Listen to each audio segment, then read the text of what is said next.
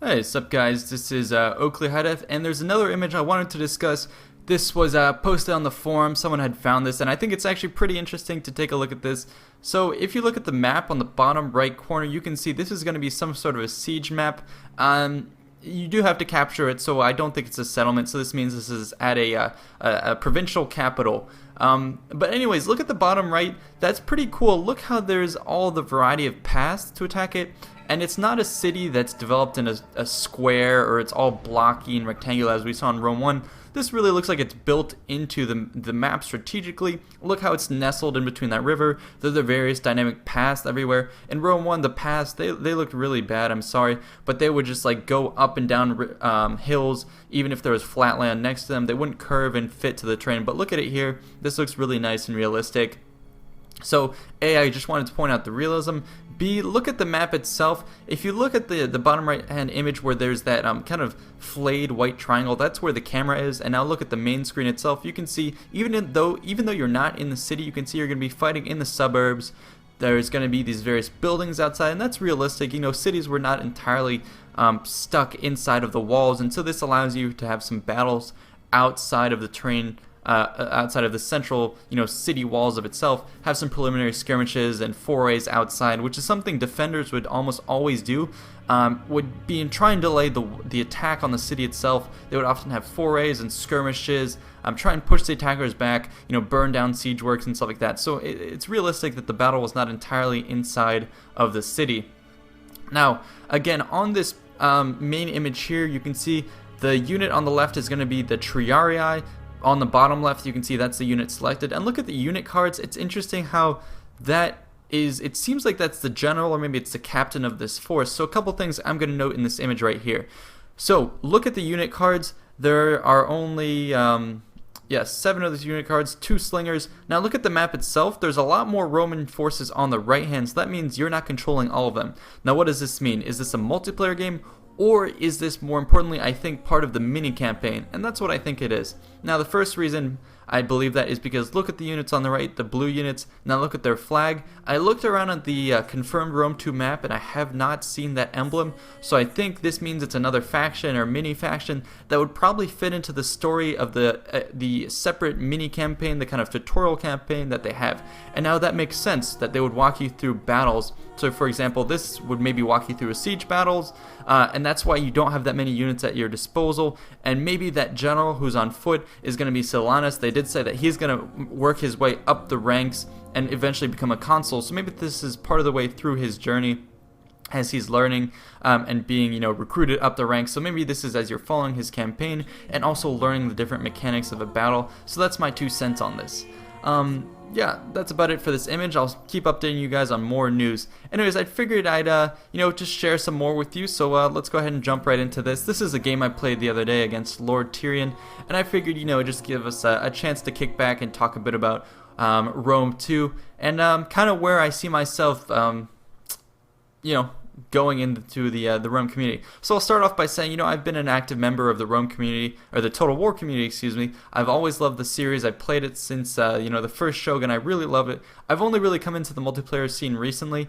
And for those of you who don't know, I'm actually, I manage the Halo Forge epidemic, so I'm big on the Halo community, and I love doing the YouTube videos and all that stuff like this. But I've also, been thinking of moving into the segment of, the Rome, or the Total War Online.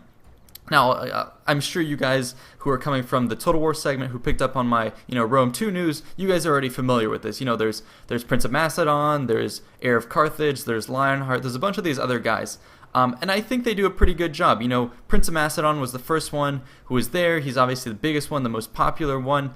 But I do have my reservations with Prince of Macedon. He plays exclusively Rome 1. From what I've seen of his strategies, he's good, he's solid at that game, but I think it's more due to the fact that he knows the game mechanics, and he might not necessarily have the best strategies and tactics, and I think that's why he maybe doesn't play the newer Rome Total Wars. There's also some of the contention about his attitude and how he treats subscribers. I don't want to get into a name-calling thing, but, I'll just leave it as that. I think he's deserved the, the spot that he's earned himself in Total War right now, but I think there is room to improve on his commentary style and the way he treats the community.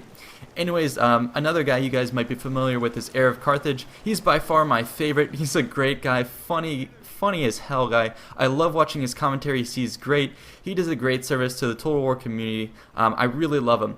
You know, at the same time, he does leave that gap where he does have a lot of mishaps when it comes to you know, controlling his units. He's not the greatest general. He's just more of a funny commentator who's a pretty solid player, and he knows his way around Total War. But you know, again, he does have his mishaps with you know, commanding his armies, providing tutorials, and also you know, having the micromanagement to handle these more higher level games and engagements. So where that leaves us is I think there's kind of a gap when it comes to Total War players and the Total War on YouTube, where I would like to fill in the role of, you know, the guy who can come in. I'm you know, I don't want to tout my skills, but I think I'm a pretty skilled Total War player, especially with the newer games. I've done really well with them. I have good micro, I have good tactics and all that, and I'd love to be able to share that strategy with you, present it in a more, you know, organized fashion.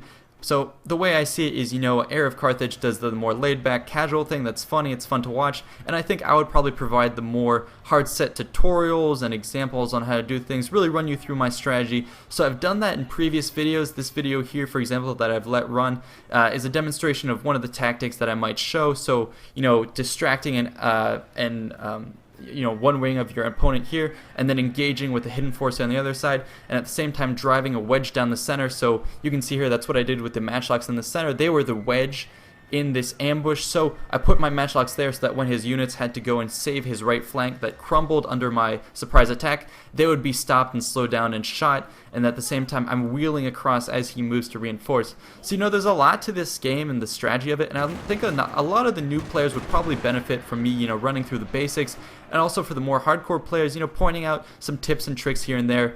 So that's kind of where I see myself being embedded in the Total War community.